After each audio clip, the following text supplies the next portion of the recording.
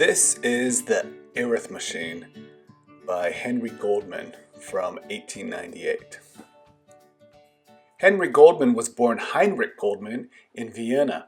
He had immigrated to the United States in 1859, and by 1889 he was publishing the Office Men's Record with accounting tips and machine advertisements and women's hair product placement. He must have been inspired to make his own adding machine, so in 1898 he released the Arithmachine with accompanying instruction manual / history of adding machines. That was called the Arithmachinist, and you can buy one right now for $1,000. His success with it seems to be somewhat limited, so he moved to Germany, where he marketed it as the Arithstyle and Canto style. It was made by Baer there, and Baer loved it so much that he just went ahead and cloned his own devices. Goldman moved back to the US in 1911, changed the device a little bit, improving the clearing, and sold it as the Arithstyle until his death in 1914. So here are the two devices. There's the Arithmachine next to its younger sibling, the Arithstyle, which is a little bit bigger. The Arithstyle has one more row of numbers, although the rows themselves are a bit wider, which is why the whole device is wider. The clearing knob on the Arithstyle was also wider, making it a lot easier to work with. Also, the release button is on the dial itself, and that was a welcome improvement over the Arithmachine.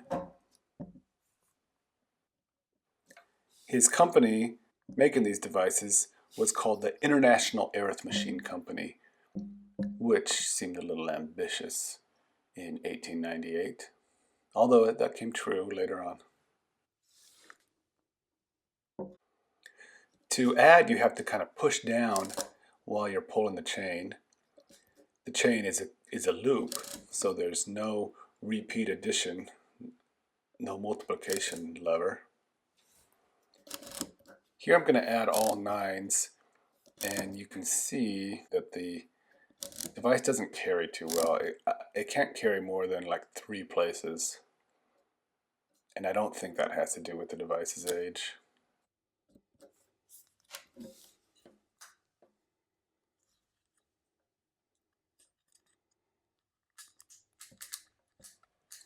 When I got the Arithstyle, I didn't dare take it apart. It was working just fine. This one wasn't, and so I did take it apart, and I was really surprised what I found inside. The sides come off with some simple screws. I've already taken the screws off. And once I did take the side off, you'll see that the device, or rather the mechanism, just slides on out. Now, my mechanism kind of slides around in that case, and so there was that little piece of paper in there to try to prevent it from doing that. The Syracuse Gas Company stopped its existence in 1905. So that paper must have been original, put there by Goldman, which I bet he was frustrated about. There's a nice view of the bottom of the mechanism as the chains loop around.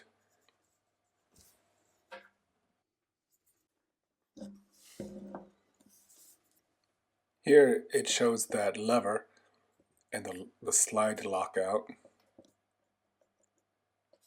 Simple but effective. There's the clearing release. It's a bit hard. I don't really like the clearing on this.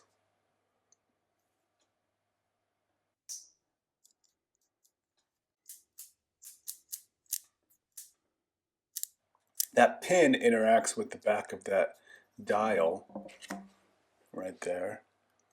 There's that other little metal piece that I can't figure out what's for. Maybe part of it broke off or something.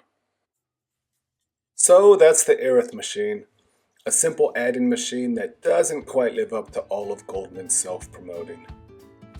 Thanks for watching.